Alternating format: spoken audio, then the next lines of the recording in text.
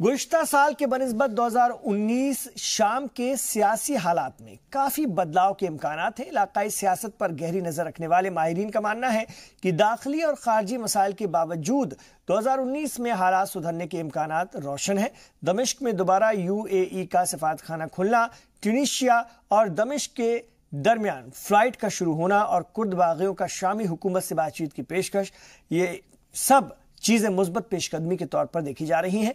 आईनी कमेटी की तश्कील के हवाले से तुर्की और ईरान के तहफ़्फ़ुज़ात और UN और शामी हुकूमत के दरमियान इख्तलाफात और इदलीब में अमन, ये ऐसी चीज़ें हैं जिन पर शाम में मुस्तकिल और दायमी अमन का इन्हिसार है।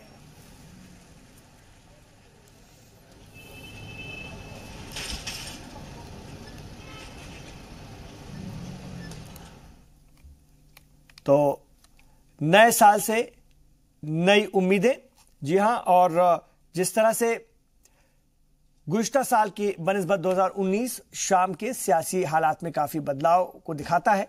इलाकाई सियासत पर अगर हम गहरी नज़र रखने वाले माहिरीन की माने तो दाखिली और खारजी मसाइल के बावजूद 2019 में हालात सुधरने के इम्कानात रोशन हुए हैं। दमिश्क में दोबारा UAE का सफारतखाना खुलना, ट्यूनीशिया और दमिश्क के दरमियान फ्लाइट का शुरू हो जाना और कुर्द बागियों का शामी हुकूमत से बातचीत की पेशकश, ये तमाम चीज़ें एक मुस्बत पहल की तरफ इशारा कर रही हैं, एक अच्छी पेशकदमी की तरफ इशारा करती हैं। और आईनी कमेटी की तश्कील के हवाले से तुर्की और ईरान के तहफ़्फ़ुज़ात और UN और शामी हुकूमत के दरमियान इख्तलाफ और इदलीब में ख़ासतौर से अमन, ये ऐसी चीज़ें हैं जिन पर शाम में मुस्तकिल जो दायमी अमन का इन्हिसार बरकरार रहता है, नज़र आता है। तो शाम जो कि एक लंबे वक्त से जंग से जूझ रहा है, उसे इस साल कुछ बड़ी राहत मिलती दिख रही है।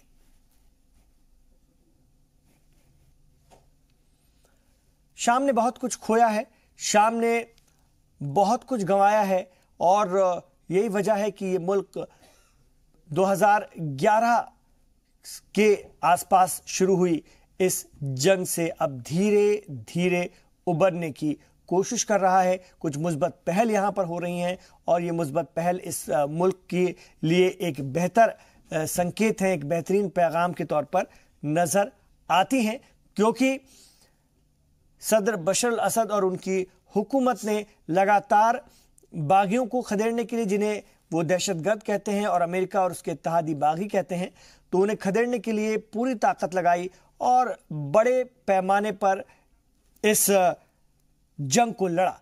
मेरे साथ इस वक्त अखलाक उस्मानी साहब जुड़ गए फोन लाइन पर। बहुत माहिर हैं, खासतौर से आलमी उमूर के माहिर हैं, शाम के ईरान के मामलों के माहिर हैं और अक्सर हमारे साथ जुड़ते हैं और अपनी अहम राय रखते हैं। सर, आपका खैर मकदम है जी सलाम पर वर्ल्ड न्यूज़ में। अखलाक उस्मानी साहब, शाम धीरे धीरे ही सही 2019 में कुछ पॉजिटिव मैसेज दे रहा है। एक मुल्क के तौर पर यहाँ पर कुछ अमन के रास्ते खुलते हुए नजर आ रहे हैं। कैसे आप देखते हैं, क्या वाकई ये मुमकिन है और इतना आसान भी हो जाएगा आगे आने वाले कुछ महीनों में या सालों में? देखिए, मेरा ये मानना है कि डोनाल्ड ट्रंप ने अभी भी कोई टाइम टेबल नहीं दिया है और सीरिया के मामले में जहां तक अमेरिकी प्रेसिडेंट के बयान का सवाल है, मुझे लग रहा है कि शायद वो हालात का जायजा लेने के लिए और सभी तरह की जो एस्टेब्लिशमेंट हैं और बाकी जितनी तंजीमें हैं, उनका रिएक्शन जानने के लिए शायद कहीं पर उन्होंने ये पासा फेंका है। आपको याद होगा, इससे पहले भी डोनाल्ड ट्रंप ने जैसे ही अपना ऑफिस संभाला था तो उन्होंने करीब 10 मुस्लिम मुल्कों के लोगों का अपने देश में आने पे बैन लगा दिया था। एक्चुअली वो अपने, यानी अमेरिका के नहीं, अपनी पार्टी के यानी रिपब्लिकन्स के दोस्त और दुश्मनों की एक लिस्ट बना रहे थे। अभी भी वो अपने देश में और जो सीरिया के अंदर जितने भी स्टेक होल्डर्स हैं, जिनका दावा है हर एक एंगल से, चाहे वो रूस हो, ईरान हो और लबनान हो, हिजबुल्लाह हो, सभी का एक्चुअल में वो तुर्की जो सबसे महत्वपूर्ण है, सबसे खास है, तभी स्टेक होल्डर की दावेदारी को चेक करने के लिए मुझे लग रहा है उन्होंने इस तरह का बयान दिया है। लेकिन बस वक्त मेरे पास कम है सर, ये जरूर जानना चाहूंगा कि दमिश्क में दोबारा UAE का सफारतखाना खुलना हो, ट्यूनीशिया और दमिश्क के दरमियान फ्लाइट का शुरू होना हो, ये जो पहल हो रही है, ये कहीं अमन की तरफ, एक बहुत दिनों से जंग में जूझ रहे मुल्क के लिए कुछ राहत का पैगाम, संकेत देती है क्या?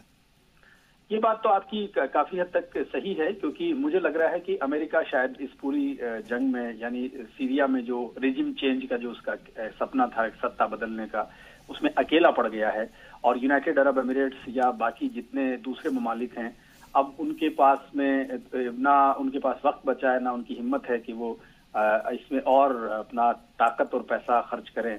तो यूएई ने शायद गठजोड़ कर लिया है। तो ये एक रशियन कैंप की मजबूती का एक सिंबल है कि ट्यूनीशिया से फ्लाइट भी शुरू हो रही है और यूएई का सफारत खाना खुल रहा है। हमें इन खबरों के लिए तैयार रहना चाहिए कि आने वाले वक्त में कहीं ऐसा ना हो कि सऊदी अरब और कतर के एम्बेसी के खुलने की भी खबर हमें मिले। ठीक है, बहुत शुक्रिया सर अपनी इस अहम राय को रखने के लिए इस खबर पर।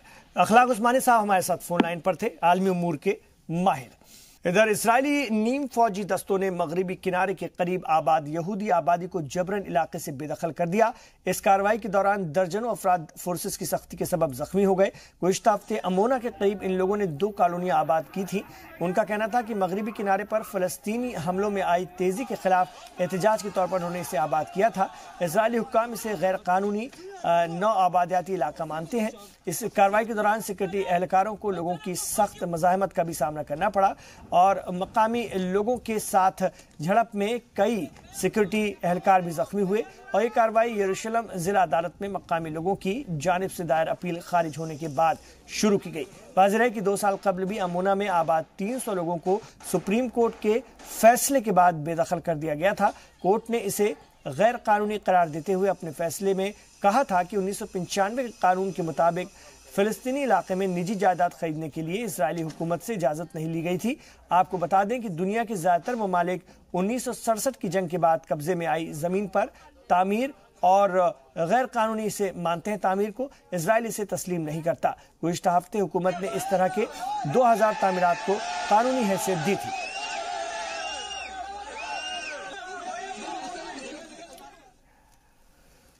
अमेरिकी सदर डोनाल्ड ट्रंप किस कदर अनानियत पसंद वाक़े हुए हैं, इसकी मिसाल वो मुसलसल पेश करते रहे हैं और अब उन्होंने हिंदुस्तान हुकूमत को की जानिब से तालीमी शोबे में दी जाने वाली माली इमदाद की भी तनकीद की है। ट्रंप ने वज़ीर आज़म नरेंद्र मोदी की जानिब से काबुल में लाइब्रेरी खोले जाने पर सवाल उठाया। ट्रंप के मुताबिक काबुल में लाइब्रेरी की क्या जरूरत है? ऐसा लग रहा है कि हिंदुस्तानी सरमायाकारी के बहाने वो बैरूनी ममालिक के लिए अमेरिकी इमदाद में की गई कमी का दिफा कर रहे हैं। वाज़ेह के सदर बनने के बाद से ही ट्रंप ने अमेरिकी इमदाद में भारी तखफीफ कर दी है। यहां तक कि अक़वाम मुत्तहिदा की कई फलाही स्कीमों से भी ट्रंप हुकूमत अपना हाथ खींच चुकी है। गालिबन इसकी वजह अमेरिका में बढ़ती बेरोजगारी और तरक्की पजीर ममालिक से बराह रास्त ट्रंप इंतजामिया का टकराव है। अफगानिस्तान में अमेरिका के बाद हिंदुस्तानी सबसे ज्यादा सरगर्म किरदार अदा कर रहा है। आपको बता दें कि नई दिल्ली ने इस वक्त अफगानिस्तान में $3 अरब की सरमायाकारी का ऐलान कर रखा है, जिस पर पाकिस्तान की जानिब से खासी चीखो पुकार मचाई जाती रही है। रवां महीने के दौरान सऊदी अरब में होने वाले 4 मुल्क की अमन मुज़ाकरात को लेकर के गैर यकीनी का माहौल कायम है और अफगानिस्तान अमन काउंसिल का कहना है कि जब तक तालिबान और अफगान हुकूमत के दरमियान बराह रास्त मुज़ाकरात की जमानत नहीं मिलती, उस वक्त तक वो अपना वफ्द नहीं भेजेगा। इन मुज़ाकरात में अमेरिका भी शामिल है। वाज़ेह है कि हाल के दिनों में तालिबान की जानिब से भी अमन बहाली की कोशिश शुरू की गई है और गुज़िश्ता दिनों उसके एक वफ्द ने तेहरान का दौरा करके ईरानी नायब वज़ीर ख़ारजा से मुलाकात की थी। अफगान हुकूमत ने इस बातचीत को इस शर्त पर हिमायत देने की बात कही जबकि बातचीत की पेशरफ्त से उसे बराबर आगाह किया जाता रहे। हुकूमत का मौक़िफ़ वाज़ेह है, वो तालिबान से बराह रास्त बातचीत चाहता है और मुज़ाकरात की जगह को लेकर भी इख्तलाफ पाया जाता है। तालिबान मुज़ाकरात को दोहा में कराने का इसरार कर रहा है। इसके अलावा गुज़िश्ता दिनों जिस तरह सिक्योरिटी फोर्सेस पर हमले हुए हैं, उससे भी गैर यकीनी सूरत हाल पैदा हो रही है। और इस वक्त हमारे साथ शौकत भारती साहब इस खबर पर बातचीत के लिए फोन लाइन पर मौजूद हैं। आइए उनसे बात करेंगे जिस तरह से रवां महीने के दौरान सऊदी अरब में होने वाले अमन मुज़ाकरात को लेकर गैर यकीनी माहौल कायम हुआ है। सर, अफगानिस्तान अमन काउंसिल का कहना है कि जब तक तालिबान और अफगान हुकूमत के दरमियान बराह रास्त मुज़ाकरात की जमानत नहीं मिलती बराह रास्त, उस वक्त तक वो अपना वफ्द नहीं भेजेगा। इसको कैसे देखें? देखिए, अभी कल ही देखिए इन्होंने 500 मीटर की सुरंग खोद कर जो है, ठीक है, पूरे फौजी अड्डे को उसको बारूद से भर के उड़ा दिया, ठीक है। तो जाहिर सी बातचीत है कि वो गवर्नमेंट किस तरह से इनसे बातचीत करेगी कि जब ये वही काम कर रहे हैं जो पहले कर रहे थे। एक तरफ बातचीत करते हैं और दूसरी तरफ जो है ये ब्लास्ट कर रहे हैं और अटैक्स कर रहे हैं। तो ये समझ में नहीं आता। अगर आपका नजरिया बातचीत का है तो आप बात करें वहां के ऊपर। देखिए बात क्या है कि इसमें जो बड़े प्लेयर्स बैठे हुए हैं वो नहीं चाहते कि किसी भी हाल में वहां के ऊपर पीस हो, और ये सिर्फ दिखावा है कि हम बात कर रहे हैं। हकीकत ये है कि इन्होंने जो एयरलिफ्ट करके वहां से सीरिया से लोगों को लाकर यहाँ डाला है, ठीक है, वो अपने काम में, भाई सीरिया में जो दाइश के लोग थे उनको एयरलिफ्ट करके यहाँ पर ला दिया है। अब उनका नाम तालिबान दे दीजिए, कुछ दे दीजिए, वो किसके कंट्रोल में है? जो तालिबान के अंदर भी लोग बात करना चाहते हैं, जब तक तालिबान के सारे धड़े, सबसे पहले तो तालिबान के सारे धड़े ये तय करें कि हाँ हम बात करना चाहते हैं। तालिबान के बहुत से धड़े बात करना ही नहीं चाहते हैं, वहां एक जंगल राज है, तो एक धड़े के बात कर लेने से वहां के ऊपर पीस प्रोसेस तो नहीं हो सकता। अगर बात चलेगी तो उसके बाद उनको अपने आर्म सरेंडर करने पड़ेंगे। ये कल बुध थी ना, कल बुध के दिन 500 मीटर की इन्होंने एक टनल खोदकर जो है पूरे फौजी अड्डे को उड़ा दिया। तो 500 मीटर की टनल एक दिन में तो खुद ही नहीं होगी। तो इसके मतलब क्या है? इसके मतलब ये है कि सिर्फ ये दिखावा है। बातचीत का भी प्रोसेस चल रहा है और सारी चीजें भी चल रही हैं। तो बात से पहले जब तक तालिबान के सारे धड़े मिलकर एक राय न होंगे कि हाँ बात करना चाहते हैं, उससे पहले इस टॉक का सक्सेस होना मेरे हिसाब से मतलब नहीं लगता है कि ये कामयाब होगी। बहुत शुक्रिया आपका इस पूरी बातचीत के लिए शौकत भारती साहब, इस खबर पर। खलाई तारीख में चीन का नई तारीख रकम करते हुए जो एक कदम और बढ़ा है उसमें चेंग 4 मिशन है, जो कि चांद की तारीख हिस्से में कामयाबी से उतार दिया गया है। चीन ने इसका ऐलान करते हुए कहा कि खलाई एजेंसी की जानिब से भेजा गया रोबोटिक खलाई जहाज चेंग 4 चांद के तारीख हिस्से में उतरने वाला पहला जहाज बन गया है। और दिसंबर में छोड़ा गया एक खलाई जहाज आलमी मयारी वक्त के मुताबिक रात 2:30 बजे और हिंदुस्तानी वक्त के मुताबिक तकरीबन 7:30 बजे चांद के कुतुब जुनूनी जो खासतौर से आइक्टन बेसन पर है वहां पर उतरा है। एजेंसी ने तैयारे से चांद के तारीख हिस्से की ली गई तस्वीरें भी जारी की हैं। वाज़ेह है कि अब तक चांद का जितने भी मिशन आए थे उनकी लैंडिंग चांद के जमीनी रुख पर हुई थी और ये पहला मौका है जब कोई मिशन चांद के अकबी हिस्से में उतरा है और ये जमीन से नहीं दिखाई देता है। खलाई तारीख में इसे एक नए बाब का इजाफा माना जा रहा है और इससे तहक़ीक़ात और इंकशाफात के नए मौक़े और रास्ते खुलने का इम्कान है। और चीनी हुक्काम के मुताबिक जहाज में ऐसे आलात मौजूद हैं जो चांद की अर्जियाती और हयाताती खुसूसियात की भी जांच और तजुर्बा करेंगे।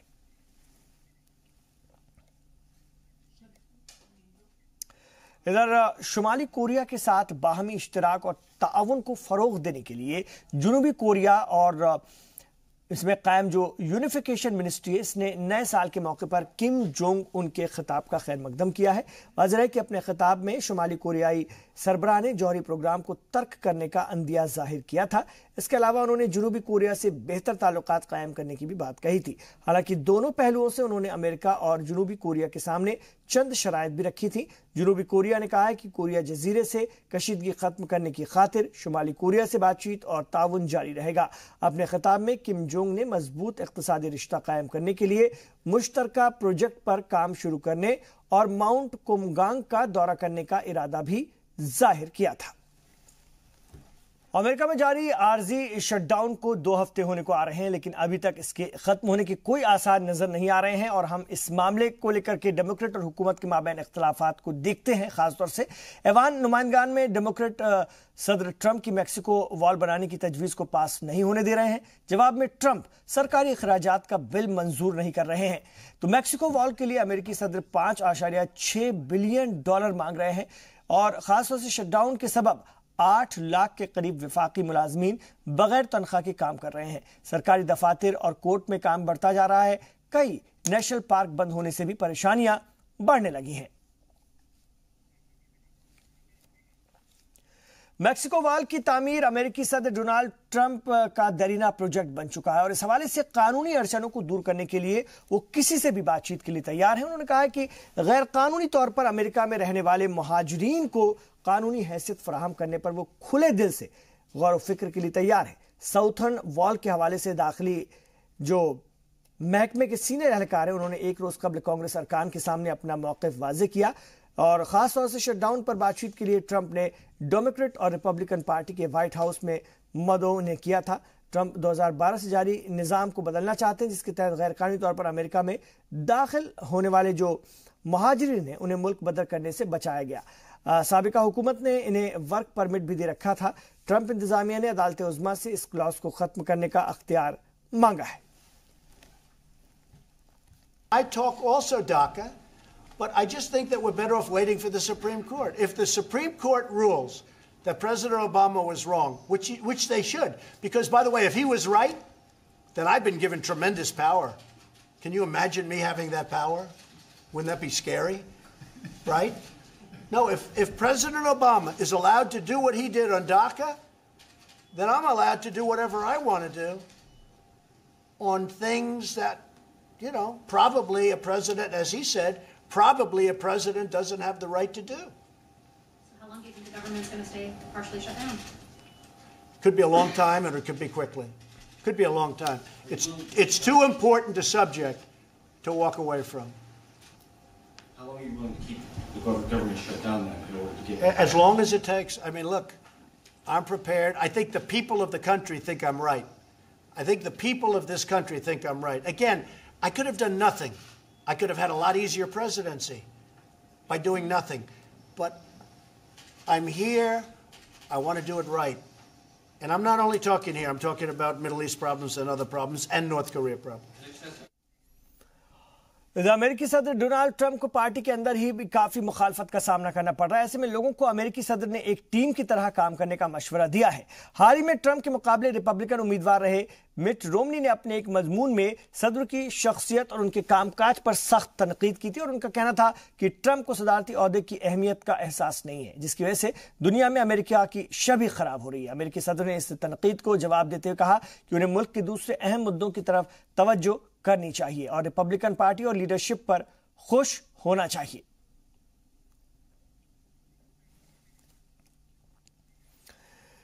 मैक्सिको की जनूबी रियासत में वाक़े खासतौर से ट्लासिस-आको शहर के मेयर को नामालूम अफराद ने दिन दहाड़े गोली मारकर हलाक कर दिया। वाज़ेह है कि चंद दिन कबल ही उन्होंने अपना ओहदा संभाला था। खबरों के मुताबिक मेयर अलेजांड्रो मीटिंग में शामिल होने के लिए घर से निकले और इस हवाले में बल्दिया का एक एहलकार भी हलाक हो गया। पुलिस ने इस मामले में एक शख्स को गिरफ्तार किया है। पुलिस का कहना है कि कत्ल के लिए वही शख्स जिम्मेदार है, जबकि मकामी लोग इसकी मुकम्मल तफ्तीश का मुतालबा कर रहे हैं। इनका इल्जाम है कि किसी साजिश के तहत मेयर को कत्ल किया गया है और मकतूल मेयर का ताल्लुक बाएं बाजू की जमात से था। एक मकामी रिपोर्ट के मुताबिक गुज़िश्ता एक साल के दौरान मैक्सिको में 175 से ज्यादा सियासतदां कत्ल हो चुके हैं।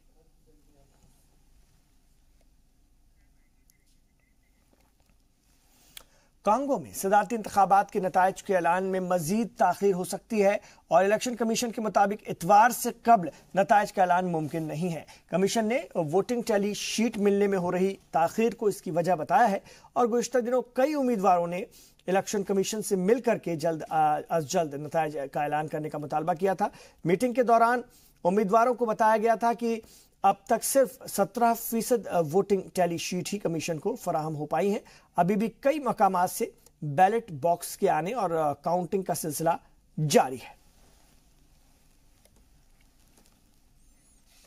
तो तमाम खबरों पर हमारी नजर बनी हुई है। आप रहिए जी सलाम के साथ।